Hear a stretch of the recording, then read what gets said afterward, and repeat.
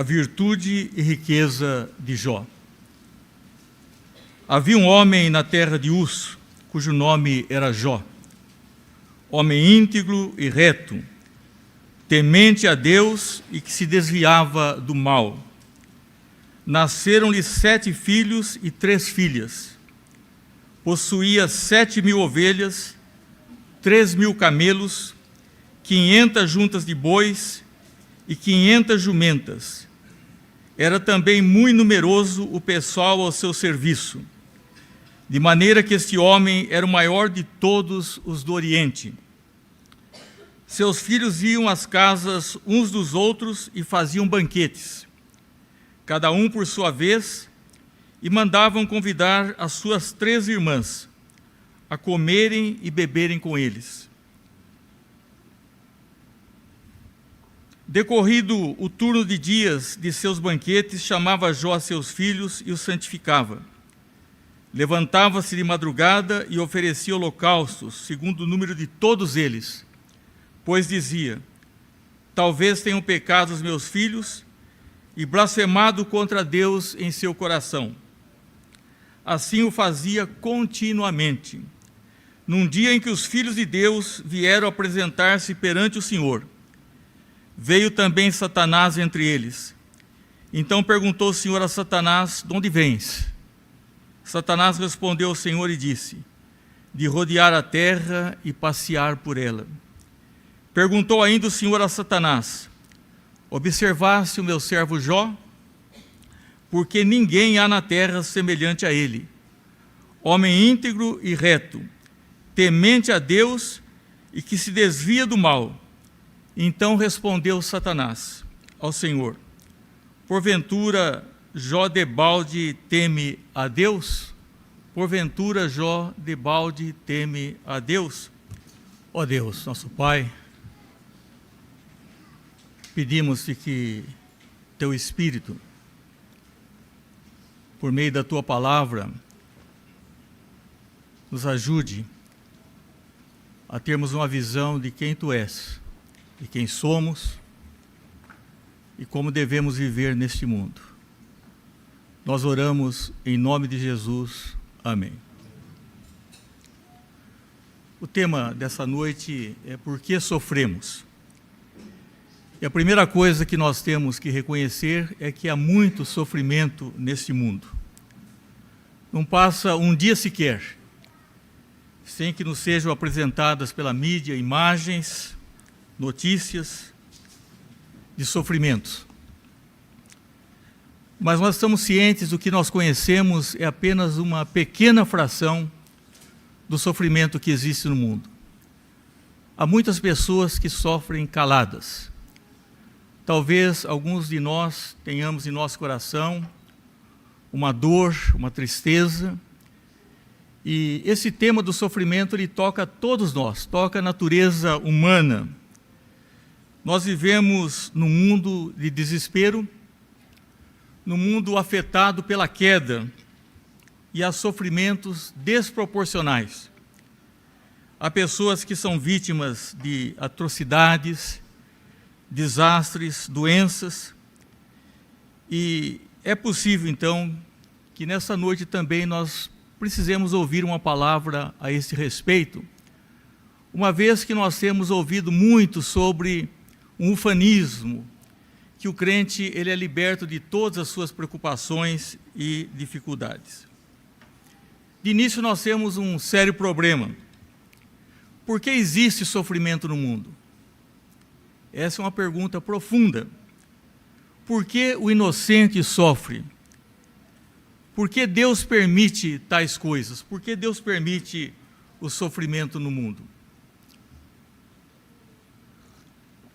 E essa pergunta, Satanás tem se valido para lançar uma penumbra sobre o caráter de Deus.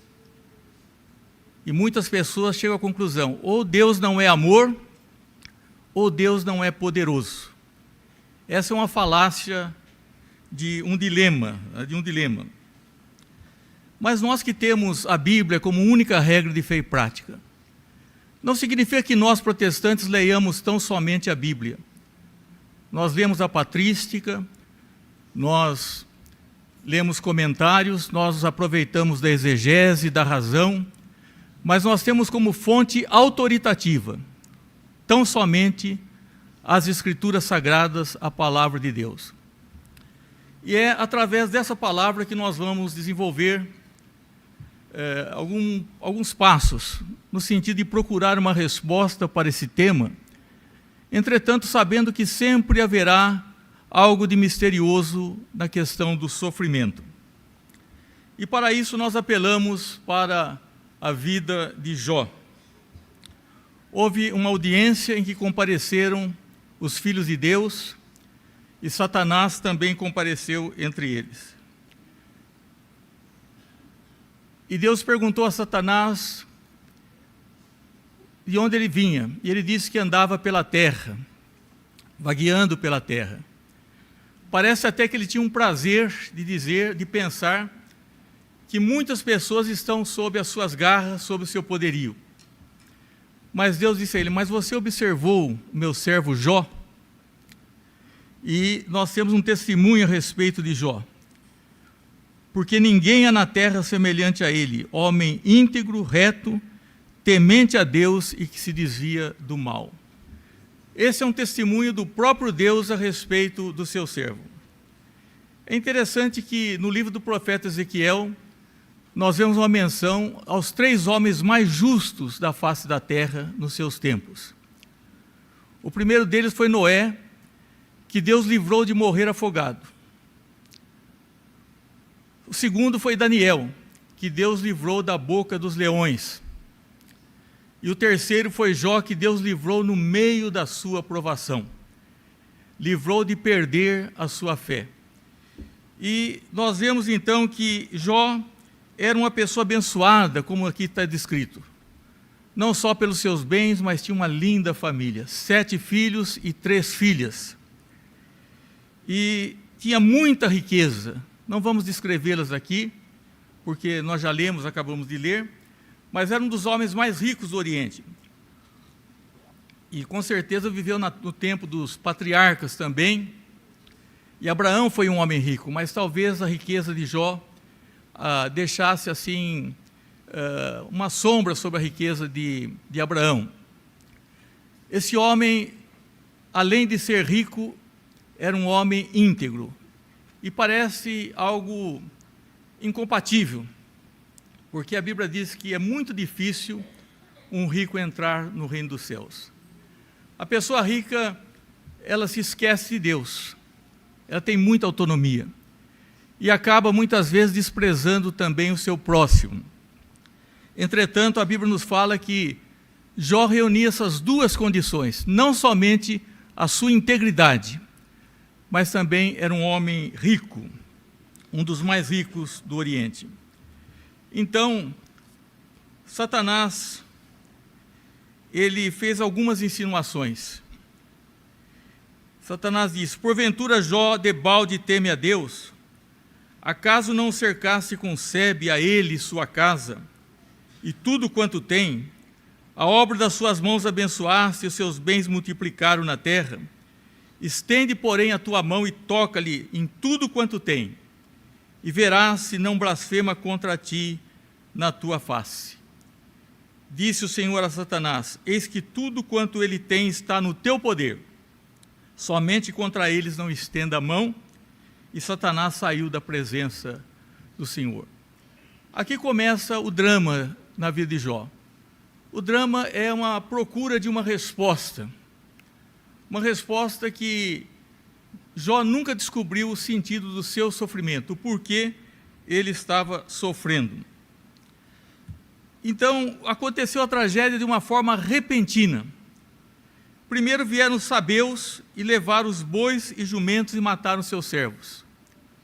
Logo em seguida, os mensageiros foram dando notícias consecutivas, mas quase simultâneas. Em seguida, diz que daí veio um fogo do céu, destruiu as ovelhas e servos. Depois vieram os caldeus, em 3 bandos, levaram os camelos e mataram os servos. E por fim veio um grande vento, vindo do deserto, derrubou a casa, matando todos os filhos, Então, diante de toda essa catástrofe, da perda de todos os seus bens e da perda de todos os seus filhos, nós vemos a reação de Jó, né? Esse Jó que sempre intercedia pelos seus filhos, após cada banquete que eles faziam, pelo seu turno. Então, Jó se levantou, rasgou o seu manto, rapou a cabeça e lançou-se em terra e adorou. E disse: nu saí do ventre de minha mãe, e nu voltarei. O Senhor o deu e o Senhor o tomou, bendito seja o nome do Senhor. Em tudo isto, Jó não pecou, nem atribuiu falta alguma a Deus. Meus irmãos, é uma reação extraordinária. E diante do sofrimento, Jó disse: ainda que ele me mate, eu confiarei nele, eu confiarei nele. Então, nós vemos aqui essa integridade de Jó, mas o drama não para aqui. O sofrimento dele seria ainda muito mais intenso. Houve uma segunda audiência, quando os filhos de Deus e também Satanás compareceram perante Deus. E Deus novamente perguntou: você viu meu servo Jó? Porque Deus se alegrava, não no sofrimento de Jó, mas na fidelidade, na constância, na perseverança desse seu servo. E Satanás, astutamente, ele disse agora, com muito mais intensidade, respondeu: pele por pele, e tudo quanto o homem tem, dará pela sua vida. Estende, porém, a mão, toca-lhe os ossos na carne, e verás se não blasfema contra ti na tua face. Então disse o Senhor a Satanás: eis que ele está em teu poder, mas poupa-lhe a vida. Então, por fim, Deus permitiu que Satanás tocasse a própria saúde de Jó. E nós diríamos: ele não tem mais nada. Não tem seus bens, seu patrimônio, não tem mais seus filhos, não tem mais a sua saúde, não tem mais a sua saúde. E é claro que tudo isso foi com a permissão de Deus, porque Satanás disse: o Senhor o cercou com sebe, o Senhor tem protegido a esse homem, e é por isso que ele teme ao teu nome, porque ele é um mercenário, porque ele está tão somente interessado nas bênçãos, no padrão de vida que ele tem, mas ele não é um adorador sincero. Eu sei que hoje muitas pessoas não temem a Deus. Muitas igrejas estão lotadas porque estão sendo enganadas por falsas promessas que Deus vai resolver todos os seus problemas nesta vida. E a Bíblia não garante isso. Nós temos que voltar para as Escrituras. A mulher de Jó, que eu não estou de acordo com ela naturalmente, mas eu entendo. Ela falou: Jó, você ainda continua íntegro a Deus? Amaldiçoa a Deus e morre. Ela estava dizendo o seguinte: Jó, eu te amo, e porque eu te amo, eu não quero ver você nesse sofrimento. Isso é demais. Isso acontece, meus irmãos, às vezes com as pessoas que mais nos amam, porque elas nos querem tirar do sofrimento. Não foi assim com Jesus, quando os discípulos disseram: Senhor, de maneira nenhuma te aconteça isso. Eles não queriam que Jesus fosse à cruz, mas ali havia um propósito, o propósito da nossa salvação. Era necessário que se cumprisse as Escrituras e o plano eterno de Deus. Então, Jó estava se revolvendo no pó, na cinza, e estava se coçando com um caco e se ferindo quando chegaram os seus amigos. Amigos, meus irmãos, é uma coisa muito séria. A Bíblia diz: em todo tempo ama o amigo, e na angústia se faz o irmão. Mas amigos são raros. Nós podemos criticar os amigos de Jó, mas pelo menos eles vieram. E eles ficaram 7 dias calados contemplando Jó. Quando chegaram, eles choraram em voz alta, porque não o reconheceram. Tal era o seu estado físico, tão precário que eles não reconheceram. E pararam 7 dias para proferir uma palavra, porque não há nada mais terrível do que uma palavra imprópria, quando nós estamos passando pelo sofrimento. Isso não é nada, isso acontece com todo mundo, ou você talvez seja um pecador, por isso que está acontecendo isso, e às vezes a pessoa diz, é a mão de Deus que está pesando sobre você. E esses amigos, em síntese, o livro é muito longo, é poético, é interessante de se ler, mas em síntese eles estavam dizendo, Jó, você tem que confessar, porque não há uma explicação para tanto sofrimento se não tiver um pecado oculto na sua vida. Eles estavam também nessa falácia que todo sofrimento é devido a um pecado, que há uma correspondência. Isso se chama culpa concorrente. Então, se nós perguntássemos quem são os culpados no sofrimento de Jó, nós diríamos os sabeus, os caldeus. O que eles alegariam na defesa se tivesse que comparecer perante Deus? Eles diriam, não, nós fizemos isso porque Satanás nos incitou a nos arremetermos contra Jó e seu patrimônio. Se dissesse a Satanás, por que você fez isso? Ele iria dizer, porque afinal Deus é maior que eu, e Ele permitiu que eu fizesse tal coisa. Todos são atores dessa tragédia, dessa desgraça. Isso é uma culpa concorrente. O diabo agiu assim porque ele veio para roubar, matar e destruir. Os sabeus e os caldeus agiram da forma que agiram porque eles cobiçavam os bens de Jó, porque eles eram ladrões por natureza, e quando foi tirada a proteção, então eles avançaram sobre aquela vida e aquelas pessoas. Meus irmãos, e no caso de Deus? Porque Deus tem um propósito que passa pelo nosso sofrimento.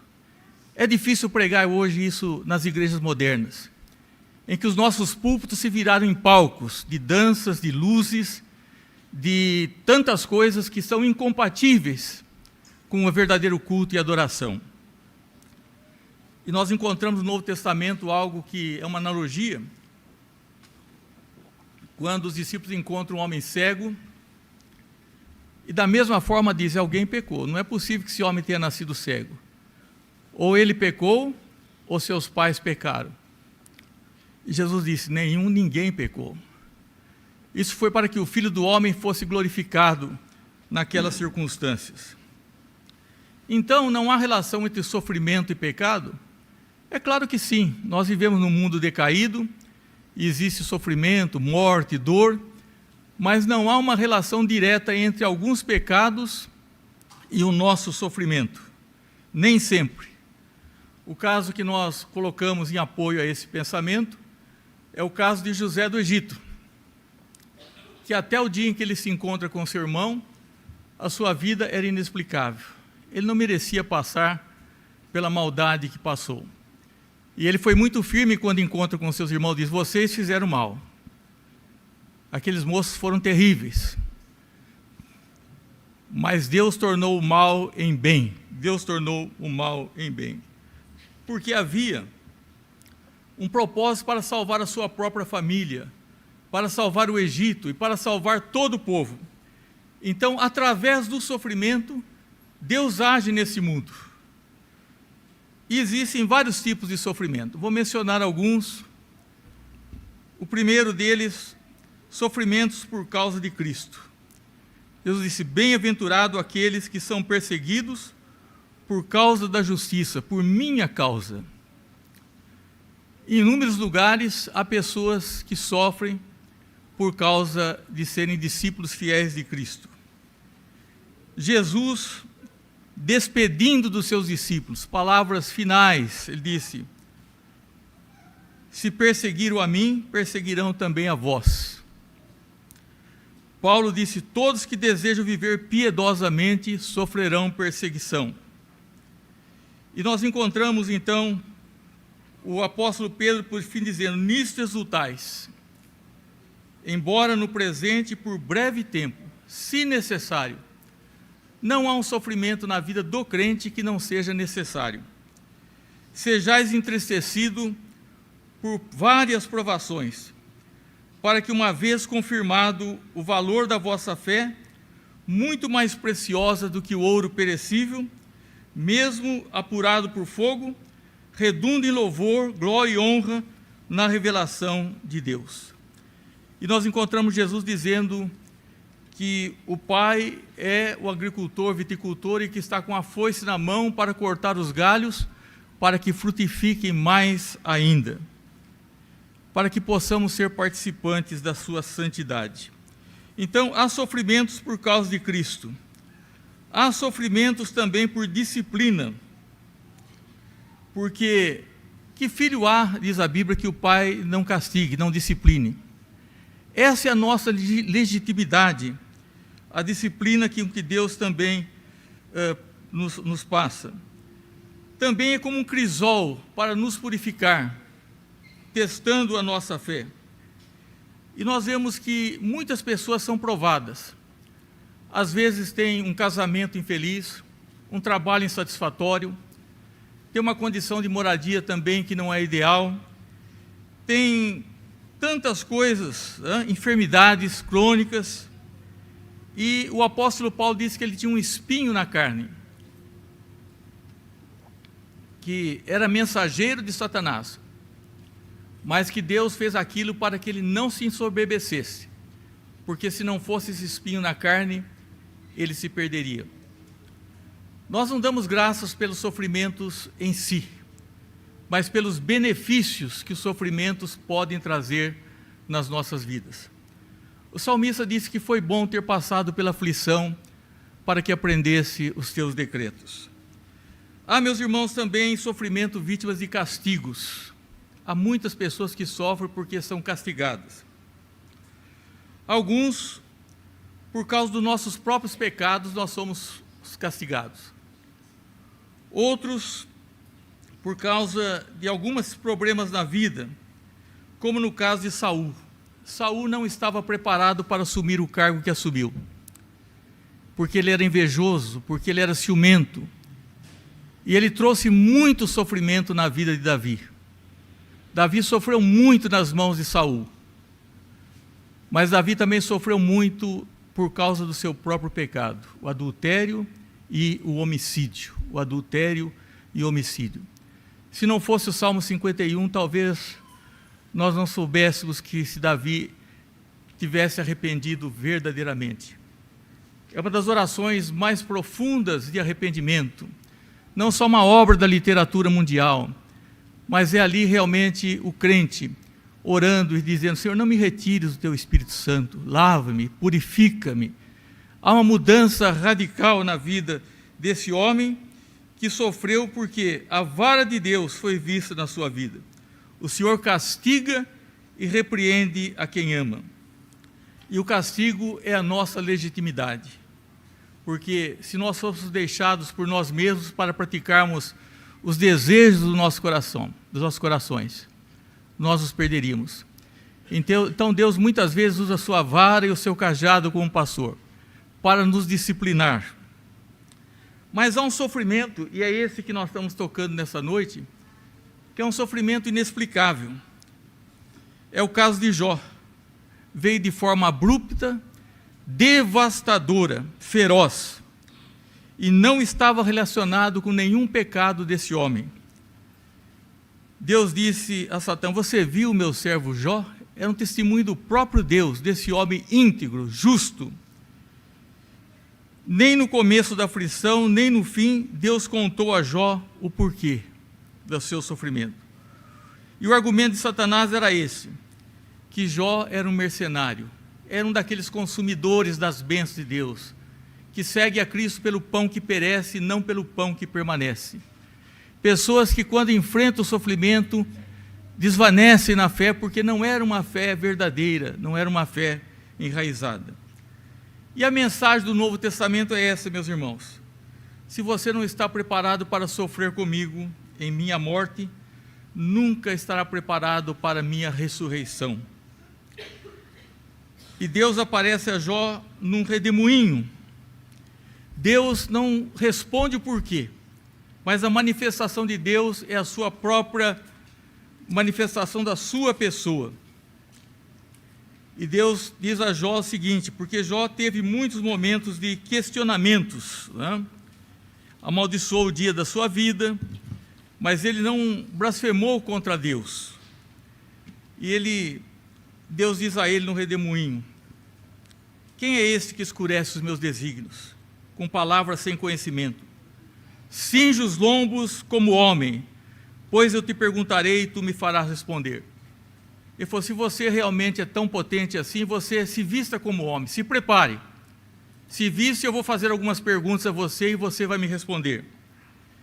Eu não vou ler todas as perguntas aqui, porque são muitas e poderão ler depois. Mas Deus pergunta a ele, por exemplo: ou quem encerrou o mar com portas, quando irrompeu a madre?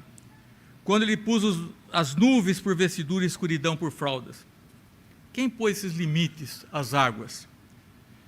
Quando eu lhe tracei limites, lhe pus ferrolhos e disse: até aqui virás e não mais adiante, aqui se quebrará o orgulho das tuas ondas.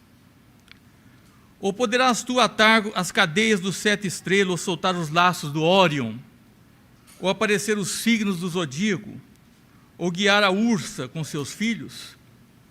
Sabes tu as ordenanças dos céus, pode estabelecer a influência sobre a terra?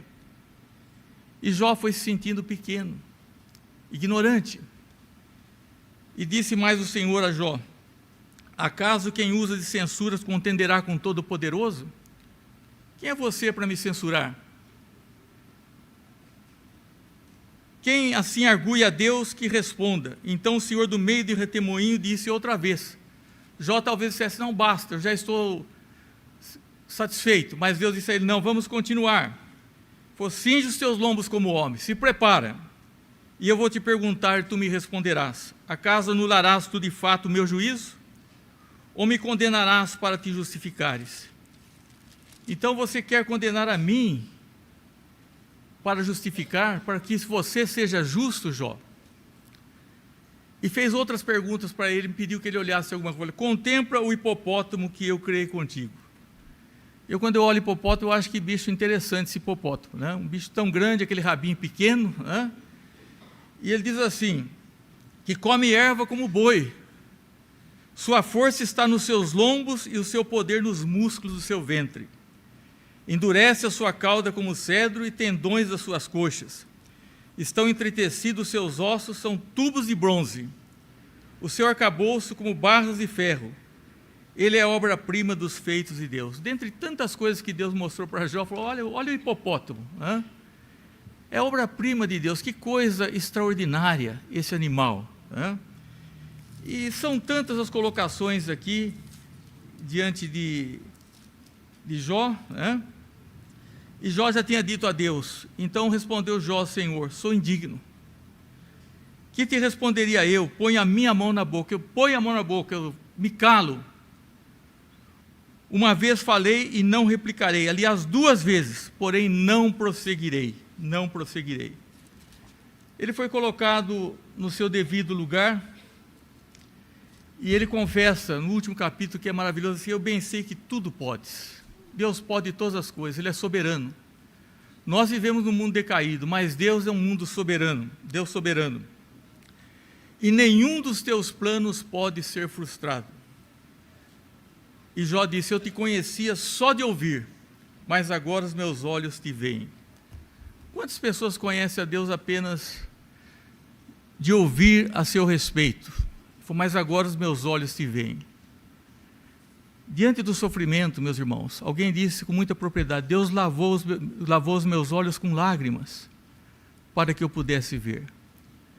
Talvez enquanto nós não possamos ter esse sentimento e derramarmos lágrimas nesse mundo, que é um vale de dificuldades, nós não venhamos a ter um conhecimento de quem realmente é Deus e é Deus soberano. E que esses sofrimentos, eles são necessários para as nossas vidas.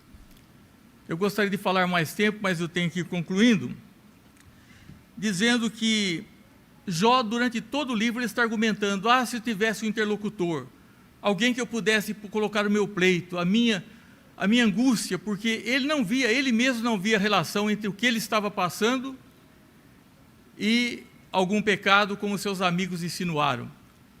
E como Satanás também dizia que ele era um mercenário. Não, ele era um homem de Deus. E esse interlocutor, ele encontra no final do livro dizendo: eu sei que o meu Redentor vive. Eu sei que ele vive e por fim se levantará sobre a terra. Gostaria de concluir dizendo o seguinte: que sofrimento na vida dos crentes deve ser esperado. Não sigam esses pregadores que falam: pare de sofrer. Essas igrejas que têm solução para todas as coisas. Essa é uma avenida muito grande que muitos vão se perder. E as pessoas estão correndo atrás dessas coisas. Sofrimentos são esperados na vida do cristão. Jesus disse: no mundo tereis aflições, mas tende bom ânimo. A vontade de Deus é que nós sejamos submissos a Ele. Nós temos que colocar tudo nas mãos de um Deus soberano, que faz todas as coisas segundo o beneplácito da sua vontade. Outra conclusão: sofrimentos podem ser de grandes benefícios para a nossa vida. Porque quando o sofrimento bate no nosso coração, o Espírito pode se servir do sofrimento para amolecê-lo, para que a palavra de Deus possa penetrar mais profundamente nas nossas vidas. Aqueles filhos de Jó não esperavam naquele dia que seria talvez dias tão felizes, de banquetes, de alegria.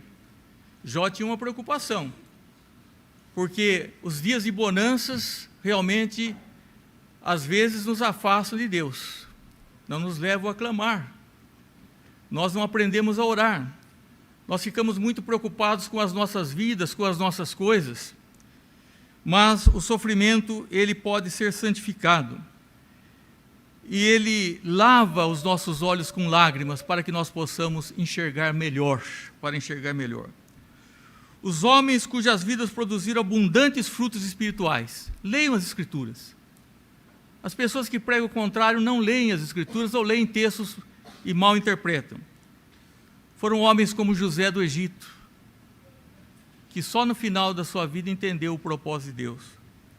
Moisés, e chegou a desesperar e disse: ó Senhor, o Senhor livra esse povo ou risca o meu nome do livro da vida. Davi, que fez pessoas sofrerem, mas sofreu intensamente. O apóstolo Paulo, que diz que além dos problemas interiores, também exteriores, havia os problemas interiores, as preocupações com as igrejas. E também nós encontramos muitas pessoas que são desconhecidas, mas que através do sofrimento foram santificadas. Nós devemos, meus irmãos, como diz as Escrituras: eis que temos por felizes os que perseveraram firmes. Tende ouvidos da paciência de Jó, e viste que fim o Senhor lhe deu, porque o Senhor é cheio de misericórdia e compassivo. Na verdade, Jó foi muito abençoado. Não somente recuperou todos os seus bens, até o número exato de filhas, as 3 filhas, mulheres mais lindas daqueles dias. É claro que os filhos não são substituíveis. E nós entendemos, porque nós lemos as coisas de trás para frente. Essa é a nossa dificuldade. Daqui para frente, nós não lemos de trás para frente. Nós entendemos que Jó precisava passar por tudo aquilo. Ele não era justo no sentido da salvação. Ele era um homem santificado, entregue a Deus. Mas justo, somente Jesus Cristo que nos justifica pelo seu sangue. E Jó precisava, apesar de tudo, a sua integridade. Ele precisava ter um conhecimento maior do seu Redentor. Isso está expresso no final: eu sei agora que o meu Redentor vive. E, meus irmãos, para que eu não deixe aqui Jó como um herói, porque não é essa a finalidade das Escrituras, o nosso grande herói é Cristo. Não há nenhum sofrimento maior que o do nosso Senhor Jesus Cristo. Se nós pegarmos esses vultos do Antigo Testamento e começarmos a exaltá-los, eles eram homens também, falíveis. Nós temos que concentrar na figura de Cristo. E eu gosto desse texto que diz assim: portanto também nós, isso é, agora nós, visto que temos a rodear-nos de tão grande nuvem de testemunhas, desembaraçando de todo o peso e do pecado que tenazmente nos assedia. Peso e pecado. Tem coisa que não é pecado, mas é um peso na nossa vida. Nos atrapalha. E ele disse: corramos com perseverança a carreira que nos está proposta. Nós temos um caminho a seguir, o caminho da santificação, olhando firmemente para o autor e consumador da fé, Jesus, o qual, em troca da alegria que lhe estava proposta, suportou a cruz, não fazendo caso da ignomínia, da vergonha. Nunca houve algo tão vergonhoso como a morte de Cristo, um julgamento injusto, a crueldade, não somente a parte física, mas a dor moral, porque ele realmente era justo. Jó não tinha relação daquele pecado com o seu sofrimento, mas Jó não era um homem sem pecado também, porque todos pecaram e carecem da glória de Deus. Jó era admirável, mas Jesus é perfeito. E ele suportou a cruz, não fazendo caso da vergonha e da ignomínia, e está sentado à destra de Deus. Considerai, pois, atentamente aquele que suportou tamanha oposição dos pecadores contra si mesmo, para que não vos fatigueis desmaiando em vossas almas. Considerai, pois, atentamente, preste atenção, aquele que suportou tamanha oposição dos pecadores contra si mesmo, para que não vos canseis, para que não desanimeis, para que não vos fatigueis, desmaiando em vossas almas. Às vezes o sofrimento pode levar na sensação de desmaio, mas quando nós consideramos a pessoa de Cristo, e como Deus preservou aquele que lhe pertencia, Jó, no meio da tribulação, não o livrou da tribulação, porque nós estamos sujeitos a passarmos por dificuldades, mas a nossa fé, nós temos que estar alicerçados em Cristo. Ele é o autor e Ele é o consumador da fé. Talvez nós não tenhamos nenhuma resposta para algumas coisas que nós gostaríamos de ter nesse mundo, mas nós permaneceremos fiéis ao Deus soberano nesse mundo caído. E nós vamos dar graças a Deus, não pelo sofrimento, mas pelos benefícios do sofrimento, porque todas as coisas, isso é todas, sem exceção, operam juntamente para o bem daqueles que amam a Deus, daqueles que são chamados segundo o seu decreto. Na vida do ímpio não, mas na vida do crente, como diz o nosso hino, os espinhos santos, os espinhos que nos vêm sangrar, são remédios santos para nos curar. Que Deus, meus irmãos, nos dê esse discernimento, que nós não queiramos ir de encontro ao sofrimento, mas que quando o sofrimento vier, e ele virá, porque ainda nós não chegamos naquele dia em que não haverá mais lágrimas, ou não haverá mais dor, ou não haverá mais luto, porque as primeiras coisas serão passadas. Mas esse é o padrão que está no Novo Testamento. Assim como Cristo tinha dois estados, humilhação e exaltação, nós também precisamos passar primeiro pelo estado de humilhação, para depois entrarmos no estado de glorificação. Que Deus tenha misericórdia de nós, irmãos. Amém.